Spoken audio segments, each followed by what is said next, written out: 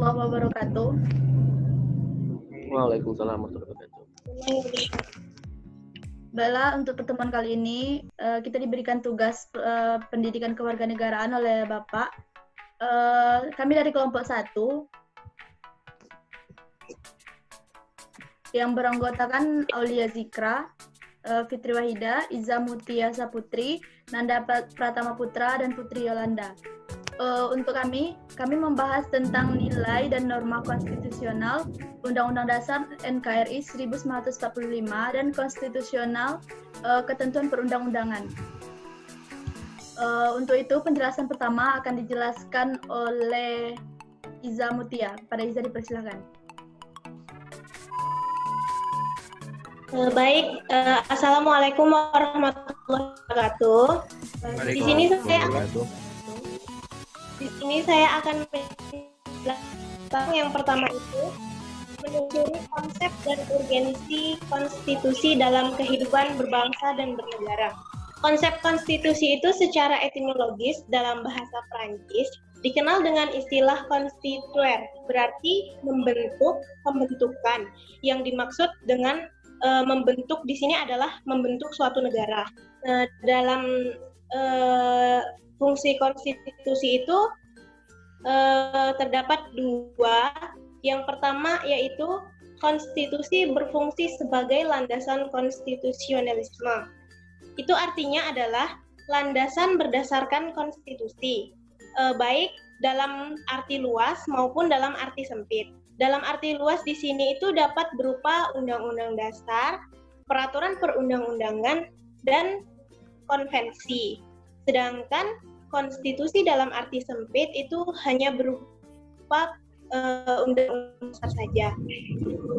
Yang selanjutnya itu fungsi konstitusi itu ada konstitusi berfungsi untuk membatasi kekuasaan pemerintahan sedemikian rupa.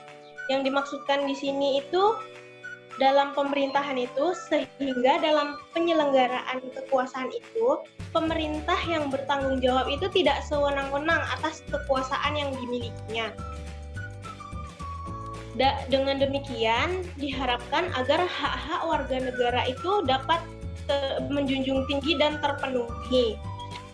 Gagasan ini dinamakan dengan konstitusionalisme yang oleh Karl Joseph Friedrich itu dijelaskan sebagai gagasan bahwa pemerintah merupakan suatu kumpulan kegiatan yang diselenggarakan oleh dan atas nama rakyat yang diharapkan akan menjamin bahwa kekuasaan yang diperlukan untuk pemerintah itu tidak disalahgunakan oleh mereka yang dapat tugas untuk memerintah.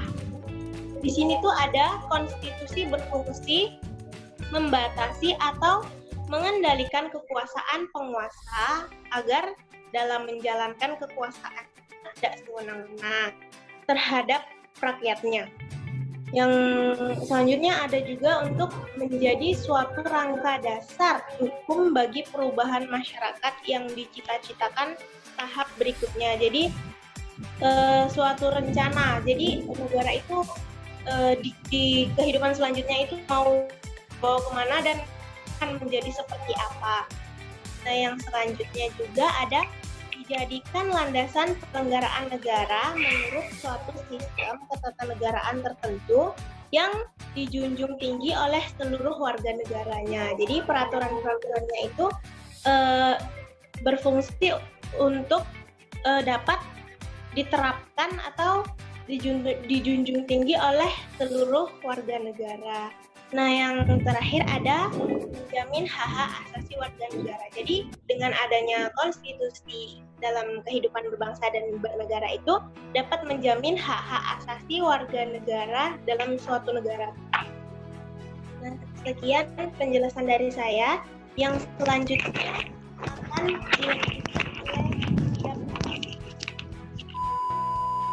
Assalamualaikum warahmatullahi wabarakatuh. Saya akan menjelaskan tentang pengertian konstitusi. Setiap negara pasti mempunyai konstitusi. Negara Indonesia mempunyai Undang-Undang Dasar Republik Indonesia sebagai konstitusi. Tahukah kamu apa arti konstitusi? Pengertian konstitusi menurut Kamus Besar Bahasa Indonesia Konstitusi adalah segala ketentuan dan aturan tentang ketatanegaraan atau undang-undang dasar dan sebagainya. Konstitusi juga dapat diartikan sebagai undang-undang dasar suatu negara. Dikutip dari Ensiklopedia Britannica, konstitusi adalah badan doktrin dan praktis yang membentuk prinsip pengorganisasian fundamental negara politik.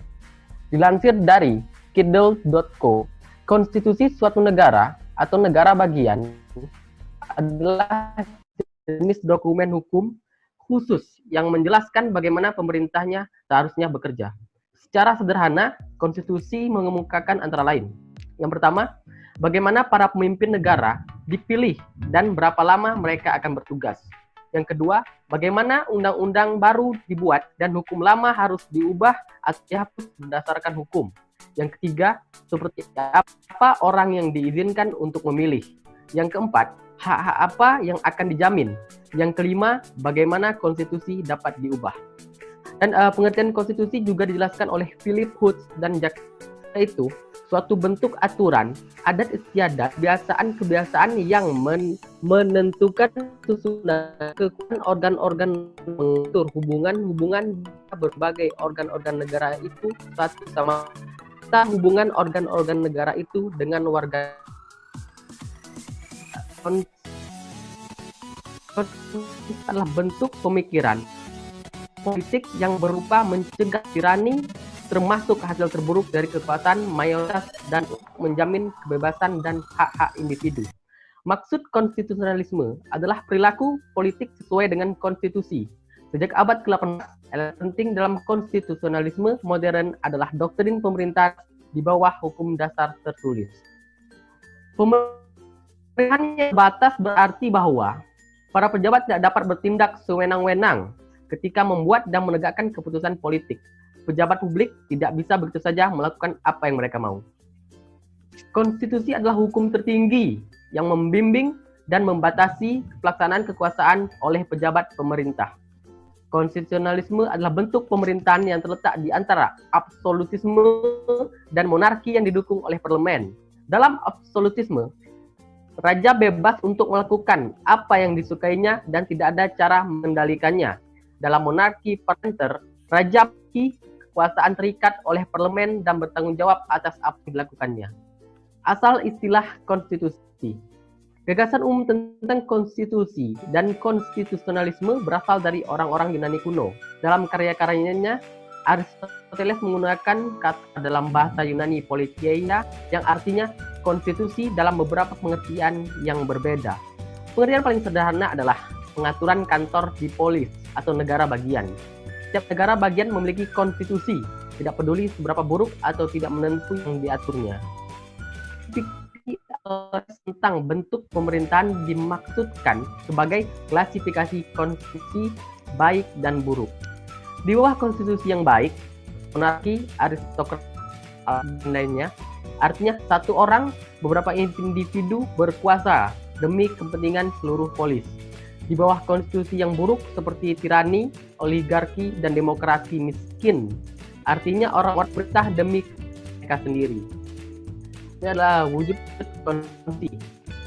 Negara memiliki konstitusi yang berbeda. Ada yang tertulis tunggal, ada yang berupa kumpulan dokumen. Misalnya seperti konstitusi Inggris tidak tertulis dalam satu dokumen tunggal seperti kebanyakan negara. Konstitusi Inggris ada yang tertulis seperti Magna Carta, Undang-Undang Bill of Rights, dan termasuk selanjutnya, mengapa perlu konstitusi bagi suatu negara? Apabila tidak ada konstitusi dalam suatu negara, maka akan sulit menjalankan roda pemerintahan karena tidak ada pembagian hak dan kewajiban yang jelas dan tertulis, sehingga dapat membuat suatu negara menjadi kacau balau. Sekian dari saya. Assalamualaikum warahmatullahi wabarakatuh. Baiklah, selanjutnya adalah hal-hal yang dimuat dalam konstitusi atau undang-undang, yaitu ada 5. Yang pertama adalah organisasi negara, yaitu organisasi negara misalnya pembagian kekuasaan antara badan legislatif, eksekutif, dan yudikatif. Yaitu badan legislatif adalah badan yang menjalankan pemerintah, yang membentuk perundang-undangan di negara Indonesia, sedangkan lembaga eksekutif adalah lembaga yang menjalankan pemerintahan, dan lembaga yudikatif adalah lembaga yang menjalankan peradilan di suatu negara, penegakan peradilan di suatu negara. Selanjutnya adalah hal-hal yang dibuat dalam undang-undang, yaitu hak-hak asasi manusia. Dalam Undang-Undang Negara Republik Indonesia tahun 1945 misalnya diatur secara khusus dalam bab ke-10A pasal 28 sampai pasal 28M. Yang ketiga yaitu prosedur pengubahan undang-undang. Dalam Undang-Undang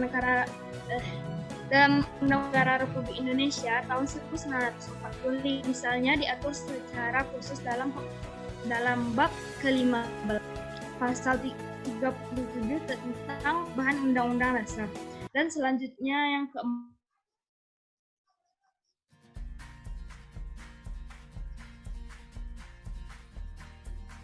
menghindari terulangnya kembali hal-hal yang baru saja diatasi, seperti misalnya munculnya seorang diktator atau kembalinya suatu monarki dalam pemerintahan tersebut.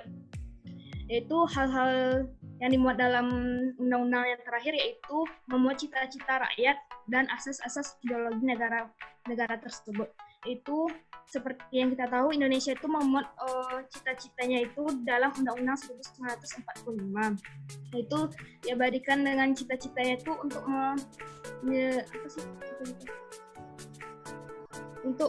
bahwa sesungguhnya kemerdekaan hal-hal yang termuat dalam konstitusi dan undang-undang 1945. Materi selanjutnya akan dijelaskan oleh Aulia Zikra. Baiklah, kita lanjut ke materi selanjutnya, yaitu membangun argumen tentang dinamika dan tantangan konstitusi dalam kehidupan berbangsa negara Indonesia. Pada awal era reformasi, adanya tuntunan perubahan Undang-Undang Dasar NKRI 1945 didasarkan pada pandangan bahwa UUD NKRI 1945 belum cukup membuat landasan bagi kehidupan yang demokratis, pemberdayaan masyarakat, dan penghormatan terhadap HAM. Di samping itu, dalam tubuh UUD NKRI 1945 terdapat pasal-pasal yang menimbulkan penafsiran beragam atau multitafsir dan membuka peluang bagi penyelenggara negara yang otoriter, sentralistik, dan tertutup, dan praktik KKN. Dalam perkembangannya, tuntunan perubahan UUD NKRI 1945 menjadi kebutuhan bersama bagi bangsa Indonesia. Oleh karena itu, MPR melakukan perubahan secara bertahap dan sistematis dalam 4 kali perubahan. Keempat kali perubahan tersebut harus dipahami sebagai satu rangkaian dan satu kesatuan.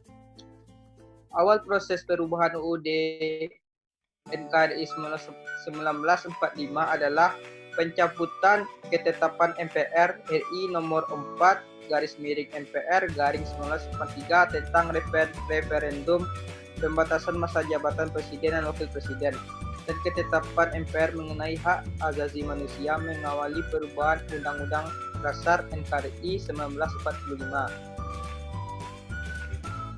Selanjutnya akan dilanjutkan oleh Fitri Hoida. Baiklah, Assalamualaikum warahmatullahi wabarakatuh. Di sini saya akan menyambung pembahasan dari apa yang telah dijelaskan oleh teman-teman saya tadi. Yakni di sini ada kesimpulan dari topik yang kami bicarakan. Yang pertama itu perubahan Undang-Undang Dasar Negara Kesatuan Republik Indonesia tahun 1945 itu dilakukan oleh MPR dalam satu kesatuan perubahan yang dilaksanakan dalam 4 tahapan. Yakni yang pertama pada sidang umum MPR tahun 1969, sidang tahunan MPR tahun 2000, tahun 2001 dan tahun 2002. Jadi di situ mereka melaksanakan yang namanya perubahan undang-undang, atau setelah dilakukan perubahan namanya itu Undang-Undang Dasar 1945 setelah amandemen. Yang kedua itu hal yang terjadi karena materi perubahan Undang-Undang Dasar Kesatuan Republik Indonesia 1945 yang telah disusun secara sistematis dan lengkap pada masa sidang MPR tahun 1999 sampai tahun 2000 tidak seutuhnya dapat dibahas dan diambil putusannya. Yang ketiga itu, hal itu berarti bahwa perubahan Undang-Undang Dasar Negara Kesatuan Republik Indonesia tahun 1945 dilaksanakan secara sistematis, berkelanjutan, karena senantiasa mengacu dengan berpedoman pada materi rancangan yang telah disepakati sebelumnya.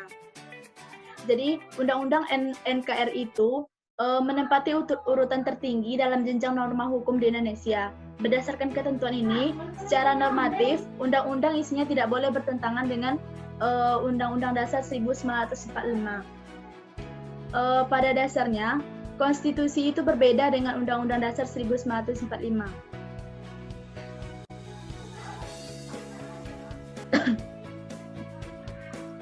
Undang-Undang Dasar 1945. Yang pertama itu saya akan menjelaskan tentang kesimpulan dari semuanya. Yang pertama konstitusi. Konstitusi itu ialah Undang-Undang Dasar atau Undang-Undang 1945. Konstitusi itu sendiri merupakan sebuah norma sistematik politik dan hukum bentukan yang pemerintahannya diatur oleh beberapa aparat negara. Ada banyak pengertian konstitusi dan banyak juga para ahli yang menekankan tentang pengertian konstitusi tersebut. Di Indonesia sendiri, konstitusi atau hukum dasar dibagi menjadi dua, yakni hukum yang tertulis, inilah Undang-Undang Dasar 1945, dan hukum dasar yang tidak tertulis, contohnya konvensi atau pidato presiden. Baiklah, sekian yang dapat kami sampaikan untuk pertemuan ini. Kami dari kelompok 1 telah selesai melaksanakan atau menjelaskan tentang materi kami. Sekian dari kami. Assalamualaikum warahmatullahi wabarakatuh. Waalaikumsalam warahmatullahi wabarakatuh.